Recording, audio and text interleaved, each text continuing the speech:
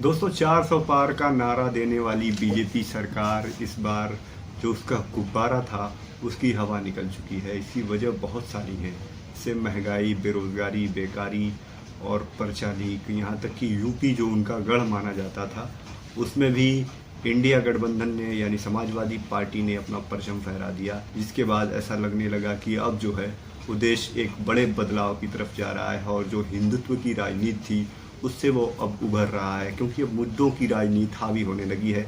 इस election result ने तो यही साफ जाहिर किया है।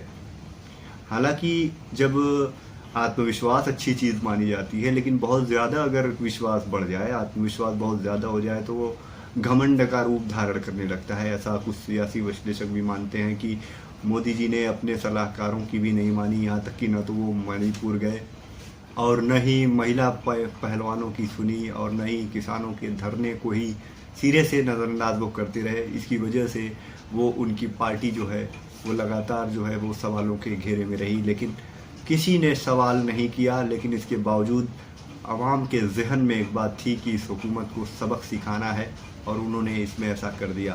तो 40 सीटें जो 44 सीटें यूपी में आई हैं वो बहुत बड़ा है और इसमें समाजवादी पार्टी का बहुत अहम रोल रहा है, जिसमें राष्ट्रीय अध्यक्ष जो हैं, मुखिया हैं समाजवादी पार्टी के अखिलेश यादव।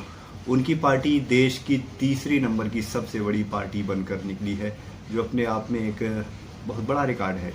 और इसी के बिना पर उनकी जो पत्नी है डिम्पल यादव, ये दावा कर रही हैं कि अब हम जो है 2027 का चुनाव भी जीत जाएंगे जनता की समर्थन के बदौलत। उन्होंने जो मोहब्बत दी है, जो प्यार दिया है, उसकी बदौलत अब हमें लगता है कि हम 27 का भी चुनाव जीत जाएंगे। ममता बनर्जी ने भी अखिलेश यादव से कहा है कि अखिलेश आसानी के साथ 2027 का इलेक्शन जीत जाएंगे। तो कुल मिलाकर जो यहाँ पर एक वर्चस्व था बीजेपी का संसदीय चुनाव का, वो टूटता हुआ नजर आ रहा है। हालांकि बीजेपी अब भी सरकार बनाएगी, इसमें कोई दो राय नहीं है। हालांकि बहुत सारे जोड़ तो हैं। नीतीश कुमार जी ने पलटू राम कहा जाता है, अगर वो पलट गए तो ऐसा तो लग नहीं रहा है फिलहाल, क्योंकि उन्होंने समर्थन पत्र दे दिया है, चंद्रबाबू नायडू ने भी और उन्होंने भी, और एनडीए की सरकार ही बनने जा रही है। लेकिन इसके बावजूद जो कमजोरी है उसके यही सब कारण हैं जो बताए गए हैं।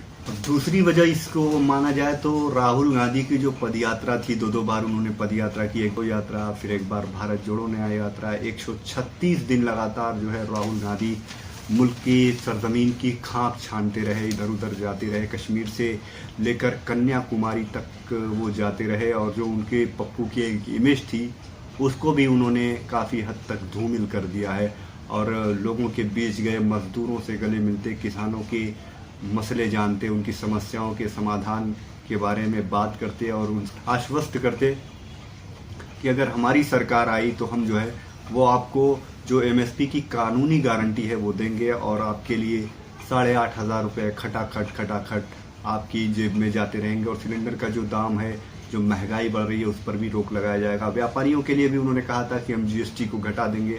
तो इससे एक मुल्क में जो है वो एक उमंग, एक नई सोच उभरी।